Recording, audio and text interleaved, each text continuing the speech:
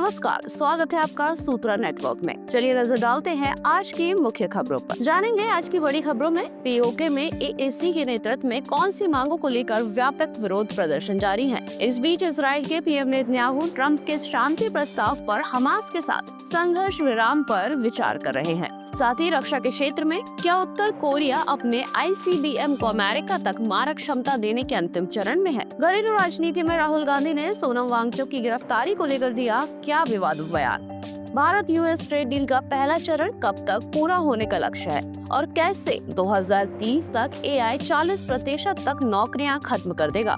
अंत में एक्टर विजय ने करोड़ भगदड़ पीड़ितों को कितना मुआवजा देने की घोषणा की। चलिए शुरू करते हैं। पाकिस्तान अधिकृत कश्मीर में आवामी एक्शन कमेटी के आह्वान पर बड़े पैमाने पर विरोध प्रदर्शन हो रहे हैं, जिससे सड़कें, बाजार और इंटरनेट ठप है। पीओके के लोग दशकों से जारी राजनीतिक भेदभाव और आर्थिक उपेक्षा को लेकर पाकिस्तान सरकार से नाराज हैं। एएसी जो एक सिविल सोसाइटी है, उसने पाकिस्तान सरकार के सामने 38 मांगों का एक प्रस्ताव रखा। इन मांगों में मुख्य रूप से कश्मीरी शरणार्थियों के लिए आरक्षित 12 विधानसभा सीटों को खत्म करने, बिजली के दाम कम करने और सब्सिडी देने की मांग शामिल है। एएसी नेता शौकत नवाज मीर ने कहा कि पीओके के लोगों को 70 सालों से मौलिक अधिकार नहीं मिले हैं। विरोध प्रदर्शन को रोकने के लिए इस्लामाबाद ने पीओके में सुरक्षा बलों की भारी संख्या में तैनाती की है और प्रभावित क्षेत्रों में इंटरनेट सेवा ठप कर दी है। प्रदर्शनकारियों और सरकार के बीच 13 घंटे की बातचीत विफल हो गई क्योंकि पाकिस्तान ने आरक्षित सीटें खत्म करने से इनकार कर दिया।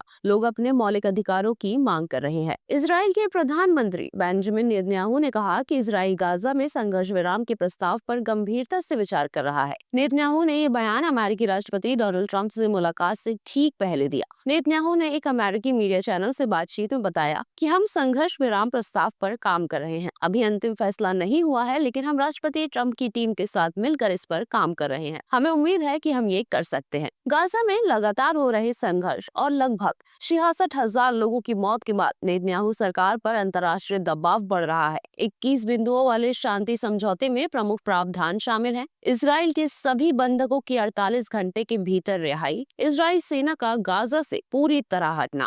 हालांकि नेतन्याहू अभी भी हमास की पूरी तरह से सफाई पर अड़े हैं, लेकिन उन्होंने हमास के सदस्यों को गाजा छोड़कर जाने का प्रस्ताव भी दिया है। नेतन्याहू ने कहा, अगर वे लड़ाई रोकते हैं तो सभी बंधकों को रिहा करें और हम उन्हें जाने देंगे। कतर के दोहा में हमास नेताओं के ठिकानों पर इजराइल के हमले के बाद बातचीत रुक गई थी, जिस पर अमेरिकी राष्ट्रपति ट्रंप ने भी नाराजगी जाहिर की थी। संयुक्त राष्ट्र महासभा में कई पश्चिमी देशों द्वारा फिलिस्तीन को मान्यता देने और यूरोपीय संघ द्वारा इजराइल के बॉयकॉट पर विचार करने से भी संघर्ष विराम के लिए अंतर्राष्ट्रीय दबाव काफी बढ़ गया है। कांग्रेस नेता राहुल गांधी ने लद्दाख में हिंसक विरोध प्रदर्शन और जलवायु कार्यकर्ता सोनम वांगचुक की गिरफ्तारी को लेकर बीजेपी आरएसएस पर हमला बोला है। उन्होंने आरोप लगाया कि लद्दाख के लोगों, संस्कृति और परंपराओं पर हमला किया जा रहा है और छठी अनुसूची के तहत सुरक्षा की वकालत की। ये टिप्पणी लेह में हुई हिंसा के बाद आई, जहां सुरक्षा बलों की गोलीबारी में 4 लोग मारे गए और 50 लोग हिरासत में लिए गए। राज्य का दर्जा देने की मांग कर रहे वांगचुक को राष्ट्रीय सुरक्षा कानून के तहत गिरफ्तार कर जोधपुर जेल भेज दिया है। लेह में लगातार 5वें दिन कर्फ्यू लगा रहा और प्रशासन ने एहतियात के तौर पर मोबाइल इंटरनेट काट दिए हैं। राहुल गांधी ने मांग की, हत्या बंद करो, हिंसा बंद करो, लद्दाख को आवाज दीजिए। नेपाल के पूर्व प्रधानमंत्री और सीपीएन यूएमएल के प्रमुख केपी शर्मा ओली ने देश छोड़ने की अटकलों को खारिज करते हुए कहा कि वे राजनीतिक लड़ाई लड़ने के लिए तैयार हैं। उन्होंने मौजूदा अंतरिम सरकार पर उनकी सुरक्षा और सुविधाओं को छीनने का आरोप लगाया। ओली ने समर्थकों से कहा कि वे देश छोड़कर नहीं भागेंगे, बल्कि उनका लक्ष्य देश में शांति और संवैधानिक व्यवस्था बहाल करना है। उन्होंने सरकार को चुनौती दी कि वे जनरेशन जी विरोध प्रदर्शन के दौरान सरकारी अधिकारियों को दिए गए उनके निर्देशों को सार्वजनिक करे। ओली ने मौजूदा सरकार पर राजनीतिक विरोधियों को निशाना बनाकर देश को असुरक्षा की ओर धकेलने का भी आरोप लगाया। भारतीय क्रिकेट टीम ने एशिया कप जीतने के बावजूद ट्रॉफी नहीं ली। इसकी वजह एशियाई क्रिकेट परिषद के प्रमुख मोहसिन नकवी हैं, जो पाकिस्तान क्रिकेट बोर्ड के अध्यक्ष होने के साथ साथ अपने देश के गृह मंत्री भी हैं। बीसीसीआई सचिव देवाजीत सैकिए ने टीम के इस फैसले को सही ठहराते हुए कहा कि भारतीय टीम ऐसे व्यक्ति से ट्रॉफी नहीं ले सकती जो हमारे देश के खिलाफ युद्ध छेड़ रहा हो। नकवी ने भारतीय टीम के इनकार के बाद चैंपियन टीम को ट्रॉफी दी ही नहीं। सैकी ने इसे अप्रत्याशित और बचकाना बताते हुए कहा कि बीसीसीआई इस मुद्दे पर नवंबर में आईसीसी की बैठक में नकवी के खिलाफ कड़ा विरोध दर्ज कराएगा। कप्तान सूर्य कुमार यादव ने भी इस घटना पर हैरानी जताई, लेकिन कहा कि उनके लिए खिलाड़ी और सहयोगी स्टाफ ही असली ट्रॉफी है। उन्होंने एक्स पर लिखा, मैच पूरा होने के बाद सिर्फ चैंपियंस को याद रखा जाता है, ट्रॉफी की तस्वीर को नहीं। भारत और अमेरिका ने आपसी रूस से लाभकारी व्यापार समझौता जल्द पूरी करने पर सहमति जताई। वाणिज्य मंत्री पीयूष गोयल के नेतृत्व में भारतीय प्रतिनिधि मंडल की अमेरिका यात्रा के बाद केंद्र सरकार ने ये बयान दिया। भारत ने अमेरिका से 25% अतिरिक्त पेनल्टी टैरिफ हटाने की मांग की, क्योंकि ये समझौते में बाधा डाल सकता है। इसके अलावा अमेरिका द्वारा ब्रांडेड दवाओं पर 100% आयात शुल्क लगाने की घोषणा ने भी चिंता बढ़ाई है, जिससे भारतीय निर्यात प्रभावित हो सकता है। बावजूद इन गतिरोधों के बातचीत सकारात्मक माहौल में हुई है। वाणिज्य मंत्रालय के अनुसार समझौते को चरणबद्ध तरीके से आगे बढ़ाया जाएगा। इसका पहला चरण अक्टूबर-नवंबर तक पूरा करने का लक्ष्य है। दोनों देशों का लक्ष्य 2030 तक द्विपक्षीय व्यापार को 191 अरब से बढ़ाकर 500 अरब डॉलर तक पहुंचाना है। ओपन एआई के सीईओ सैम ऑल्टमैन ने दावा किया है कि आर्टिफिशियल इंटेलिजेंस उम्मीद से कहीं तेज गति से आगे बढ़ रहा है और 2030 तक ये 30% से 40% तक ऑफिस कार्यों को स्वचालित करके नौकरियों को प्रभावित कर सकता है। ऑल्टमैन के अनुसार GPT-5 जैसे एआई मॉडल पहले से ही इंसानों से अधिक स्मार्ट हो रहे हैं और आने वाले दशक के अंत तक सुपर इंटेलिजेंस के स्तर तक पहुंच सकते हैं, जो ऐसी समस्याओं का हल खोजेंगे जिनसे इंसान खुद नहीं निपट सकते। ऑल्टमैन ने चेतावनी दी है कि नौकरी के बाजार में बदलाव होगा। कई मौजूदा भूमिकाएं खत्म होंगी, लेकिन नए रोल भी सामने आएंगे। ऐसे में इंसानों के लिए सीखना जैसे मेटा स्किल विकसित करना सबसे अहम होगा।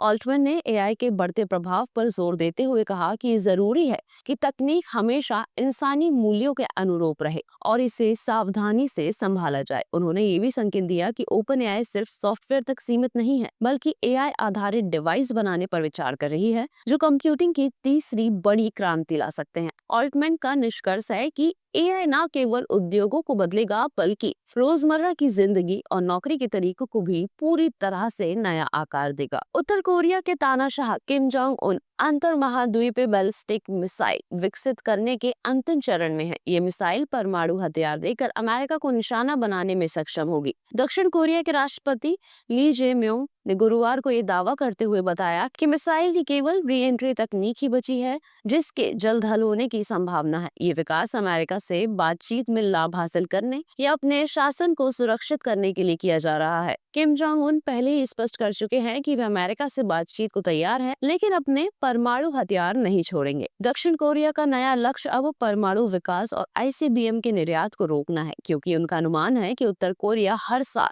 15 से 20 अतिरिक्त परमाणु बम बनाने के लिए पर्याप्त सामग्री बना रहा है, जिससे अंतर्राष्ट्रीय सुरक्षा जोखिम बढ़ रहा है। एक अध्ययन के अनुसार उत्तर प्रदेश में पिछले 4 सालों में करोड़पति धन्ना सीटों की संख्या दुगुनी हो गई है। मर्सिडीज बेंज और हॉरर रिसर्च की इस रिपोर्ट में खुलासा हुआ कि 57,700 अमीर परिवारों के साथ उत्तर प्रदेश देश में छठे स्थान पर है। इन परिवारों के पास न्यूनतम 10 करोड़ रुपए की संपत्ति है। इस वृद्धि का मुख्य कारण राज्य की मजबूत अर्थव्यवस्था है। उत्तर प्रदेश का सकल राज्य घरेलू उत्पाद 4 साल में 16 लाख करोड़ से बढ़कर 26 लाख करोड़ हो गया है। उत्तर प्रदेश में लखनऊ में अकेले 2900 करोड़पति हैं। प्रदेश में करोड़पतियों की संख्या 58% की वृद्धि दर्ज की गई है, जो बढ़ते कारोबारी माहौल को दर्शाता है। आर्थिक संपन्नता की रफ्तार के मामले में उत्तर प्रदेश देश में चौथे स्थान पर है, जबकि तेलंगाना पहले स्थान पर। बिहार में मानसून की विदाई अक्टूबर के पहले सप्ताह के बाद होने का अनुमान है। इस बीच मौसम विभाग ने चेतावनी दी है कि 2 अक्टूबर से 6 अक्टूबर के बीच राज्य में एक बार फिर भारी बारिश का दौर शुरू हो सकता है। उत्तरी अंडमान सागर में 30 सितंबर को बनने वाले एक चक्रवातीय परिसंचरण के कारण बिहार में पूर्वी हवाओं की सक्रियता बढ़ेगी और मानसून फिर से सक्रिय हो जाएगा। मौसम विभाग ने उत्तर और पूर्वी बिहार के जिलों में भारी से अति भारी बारिश, वज्रपात और नदी के जलस्तर बढ़ने का अलर्ट जारी किया है। खासकर निचले इलाकों में बाढ़ या जल जमाव की स्थिति बन सकती है, इसलिए लोगों को सतर्क रहने की सलाह दी गई। हालांकि सोमवार को पटना समेत दक्षिण बिहार के अधिकतर जिलों में मौसम शुष्क रहेगा और उमस भरी गर्मी बनी रहेगी। अभिनेता से नेता बने विजय ने तमिलनाडु के करूर में अपनी पार्टी तमिलगा वेत्री कशगम की रैली के दौरान हुई भगदड़ में जान गंवाने वाले 39 लोगों के परिवार को 20-20 लाख रुपए का मुआवजा देने की घोषणा की है। इस हादसे में 90 से ज्यादा लोग घायल हुए। 28 सितंबर 2025 को एक पोस्ट में विजय ने इस घटना पर गहरा दुख व्यक्त करते हुए कहा कि ये एक ऐसा नुकसान है जिसकी भरपाई नहीं की जा सकती। विजय ने कहा कि परिवार का सदस्य होने के नाते वे इस दुख की घड़ी में साथ हैं। उन्होंने भगदड़ में घायल हुए लोगों के लिए 2-2 लाख रुपए देने का ऐलान किया और उनके जल्द स्वस्थ होने की कामना की। टीवीके पार्टी ने घायलों को हर संभव सहायता प्रदान करने का भी आश्वासन दिया है। तो चलिए जानते हैं आज की खास और रोचक जानकारी। क्या आपको पता है कि भारत दुनिया का सबसे बड़ा मसाला उत्पादक देश है, जो 150 से अधिक देशों को मसाले निर्यात करता है। भारतीय व्यंजन अपने विविध स्वाद और क्षेत्रीय विशेषताओं के लिए प्रसिद्ध हैं। उत्तर भारत में बटर चिकन, नान या बिरयानी, दक्षिण में डोसा, इडली और सांभर, पूर्व में रसगुल्ला और माछेर झोल तथा पश्चिम में ढोकला, पाव भाजी और गोवन फिश करी लोकप्रिय है। कश्मीर का रोगन जोश, पंजाब का सरसों का साग, राजस्थान का दाल बाटी चूरमा और गुजरात का शाकाहारी भोजन भारत की खान पान संस्कृति को और समृद्ध बनाते हैं। इसलिए भारत को मसालों की धरती कहा जाता है। ऐसे ही और भी खबरों को देखने के लिए सब्सक्राइब करें, बेल आइकन को प्रेस करें और विजिट करें हमारी वेबसाइट।